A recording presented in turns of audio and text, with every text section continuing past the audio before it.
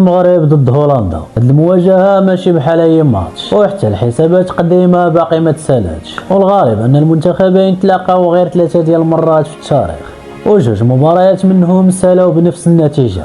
واش اخوتي، مرحبا بكم في هذا الفيديو. غادي نرجعوا بالزمان ونعيشوا جميع المواجهات بين المغرب وهولندا، ونشوفوا كيفاش تبدل المنتخب المغربي، وعلاش المواجهه ديال المونديال 2026 مختلفه على اي مواجهه كانت قبل. واش الخوت، الى عجبكم المحتوى ما تنساوش ديروا لايك وتشتركوا في القناه باش يوصلكم الجديد. ويلا بينا نبداو. نهار 29 يونيو في 1994 مونديال امريكا، اول مواجهه رسميه بين المغرب وهولندا. المنتخب المغربي كان تقريبا خارج المنافسه، ولكن دخل يلعب على القميص وعلى الكرامه. اما هولندا فكانت عندها واحد من اقوى الاجيال بقيادة النجم دينيس بيركامبا، وقبل نهاية الشوط الأول بيركامبا سجل الهدف الأول. أبدا وكأن الماتش غادي يسالي بسهولة، ولكن الأسود كان عندهم رأي آخر. مع بداية الشوط الثاني حسن ناظر سجل هدف التعادل، المغاربة فرحوا ورجعت فيهم الروح، ولكن الخبرة ديال الهولنديين كانت حاسمة. براين روي سجل الهدف الثاني وصلت المباراة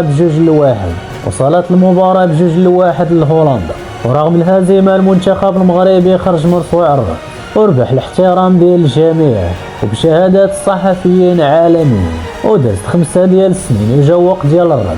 نهار 28 ابريل في 1999 مباراة ودية وسط الاراضي الهولندية. المغرب كان عنده جيل ذهبي بقيادة مصطفى حجي وصلاح الدين باصير. الكل كان كيتوقع هولندا تربح، ولكن اللي وقع كان صدمة للجميع. المغرب لعب بثقة كبيرة وبشخصية كبيرة بزاف. مصطفى حجي سجل الهدف الأول وصلاح الدين باصير زاد الهدف الثاني، وفاز المغرب بجوج لواحد. انتصار تاريخي وفي قلب هولندا، وكان أول فوز للمغرب على المنتخب الهولندي. وفي 31 ماي في 2017 ملعب أدرار في مدينة أكادير، آخر مواجهة بين المنتخبين بقيادة المدرب هيرفي رونار. وفي ديك الوقت حكيم زياش ما كانش مستدعي، ولكن حاضر في المدرجات، والجمهور كامل كان كيغني بالاسم ديالو. وهولندا دخلت بقوة، ورغم ان ديرليخت طرد بالبطاقة الحمراء المغرب ما استسلمش، ومبارك بوصوفا سجل هدف عالمي من ضربة حرة مباشرة، ولكن الوقت ما كانش كافي وسالت المباراة بجوج لواحد لصالح هولندا. إلا شفنا التاريخ كامل غادي نلقاو 3 ديال المباريات فقط. هولندا ربحات 2 والمغرب ربح مباراة وحدة، وهولندا سجلت 5 ديال الأهداف والمغرب سجلت 4 ديال الأهداف، يعني الفرق صغير بزاف. ولكن اليوم المغرب ما بقاش هو منتخب 94 أو حتى المنتخب ديال 2017. اليوم حنا ربع العالم،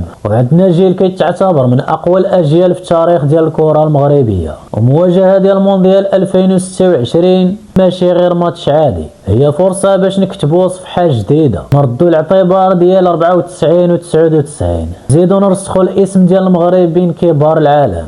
ودابا غنكون وصلنا للاخر ديال الفيديو. ما تنساوش تقولوا لي التوقعات ديالكم في التعليقات، شحال كتوقعوا تسالي النتيجة، كتبوا لي الراي ديالكم في التعليقات. الى عجبكم الفيديو ما تنساوش ديروا لايك وتشتركوا في القناه باش يوصل هذا المحتوى لاكبر عدد ممكن ديال الناس. نشوفكم في فيديو جديد.